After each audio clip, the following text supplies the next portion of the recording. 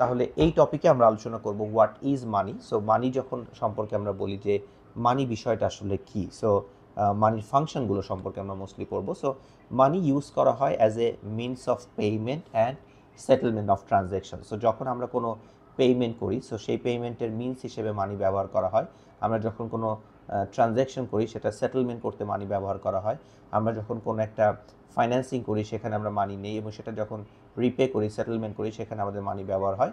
So money is actually accepted as a medium of exchange. So যখনই আমরা মানির কথা বলি, সো মানির কথা বলতে গেলে আমাদের এই মিডিয়াম অফ এক্সচেঞ্জ কথাটা চলে আসে। However there are three functions of money. একটা হচ্ছে মিডিয়াম অফ এক্সচেঞ্জ, আর একটা হচ্ছে store of value, and the final one is unit of account. The number 4 আপনাদের এখানে আরেকটা আছে যেখানে বলা হয়েছে যে স্ট্যান্ডার্ড অফ ডেফার্ড পেমেন্ট, যেটা আসলে ইউনিট অফ অ্যাকাউন্টের মধ্যে পড়ে যায়। সো সেটা আমি একটু এক্সপ্লেন করব। সো ফার্স্ট আমরা দেখব যে মিডিয়াম অফ এক্সচেঞ্জ বলতে আমরা আসলে কী বুঝছি। যখনই আমরা কোনো একটা ট্রানজ্যাকশন করছি, সো আলটিমেটলি সেটার বিনিময়ে আমরা একটা পেমেন্ট করছি। সো সেই পেমেন্ট হিসেবে কিন্তু মিডিয়াম অফ এক্সচেঞ্জ হিসেবে আমরা কিন্তু মানি ব্যবহার করছি। সো মানির যদি আপনি হিস্ট্রি দেখেন, এক সময় গোল্ড স্ট্যান্ডার্ড ছিল, তার আগেও প্রেশাস মেটালস ইউজ করা হতো।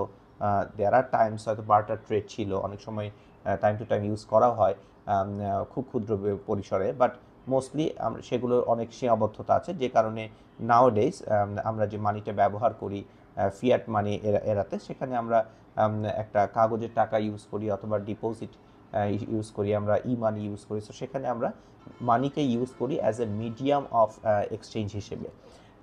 সেকেন্ড হচ্ছে যে আমরা যখন কোনো কিছু স্টোর করে রাখতে চাই, ফর এক্সাম্পল মনে করেন আপনি একজন ফার্মার, আপনি কিছু ফসল উৎপন্ন করলেন, সেগুলো বিক্রি করলেন, and if you are in a barter trade, তাহলে আপনি একটা ফসল উৎপন্ন করে সেটাকে সেল করছেন, এর বিনিময়ে হয়তো আরেকটা ফসল আপনি নিলেন, কিন্তু সেটাকে আপনি স্টোর করবেন কীভাবে? সেই গুডস তো আসলে পেরিশেবল।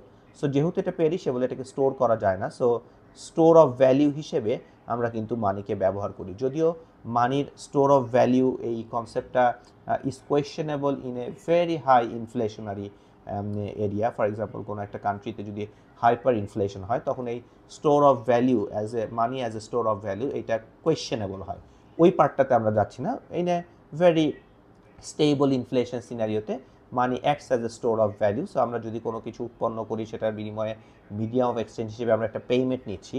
সেই পেমেন্ট থেকে আমরা আমাদের যে রেগুলার এক্সপেন্সেস দরকার, সেগুলো করার পরে যদি আমার কিছু সেভিংস থাকে, সেটাকে আমরা স্টোর করতে চাই পরবর্তীতে ভবিষ্যতের কোনো এক্সপেন্ডিচারকে মিট আপ করার জন্য। So money acts as a store of value.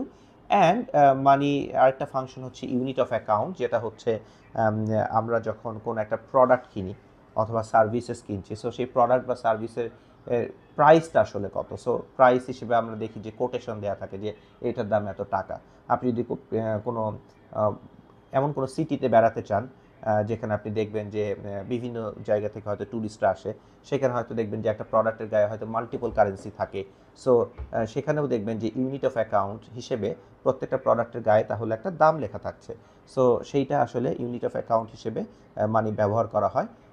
আপনাদের এই বইতে খেয়াল করে দেখবেন যে ফাংশনস অফ মানিতে আরেকটা বলা হয়েছে যে স্ট্যান্ডার্ড অফ ডেফার্ড পেমেন্ট, মানে হচ্ছে ধরেন for example you have to pay some bills like এমপ্লয়ীদের স্যালারি দিতে হবে, লোন নিয়েছেন সেটার ইন্টারেস্ট দিতে হবে, লোন রিপে করতে হবে, আপনার কিছু সার্ভিসেস নিয়ে ফেলেছেন, সেটা পেমেন্টটা ডিউ আছে, সেটা পরবর্তীতে পে করবেন। এই যে ডেফার্ড পেমেন্টগুলো আপনি করবেন, সো কী দিয়ে পে করবেন, সো সেইটা হিসেবেও, সেটার স্ট্যান্ডার্ড হিসেবেও কিন্তু মানি ব্যবহার করা হয়। এখন আমরা তাহলে দেখলাম যে মানি ফাংশনগুলো, so mostly it's a medium of exchange, store of value, unit of account and standards of deferred payment.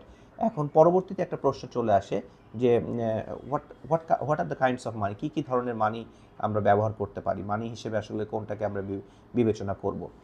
So সেখানে আমরা দেখি যে আমরা যদি আমাদের পকেটে যে টাকা পয়সাগুলো আছে সেগুলো দেখি, বা মানি ব্যাগে আছে সেগুলো দেখি, খেয়াল করে দেখবেন যে আমাদের কাছে কয়েন থাকে, আমাদের কাছে পেপার কারেন্সি থাকে, and we have some money deposited in the bank, যেটা হয়তো আপনার ব্যাঙ্ক অ্যাকাউন্টে আছে। সো যখন আমরা কাইন্ডস অফ মানির কথা বলছি, we use coins, we use paper currency, যেগুলোকে আমরা বলি নোটস ইন সার্কুলেশন। আর ডিপোজিটটা তো সার্কুলেটেড নাই, ডিপোজিটটা হচ্ছে আমার কোনো একটা ব্যাঙ্কে আছে।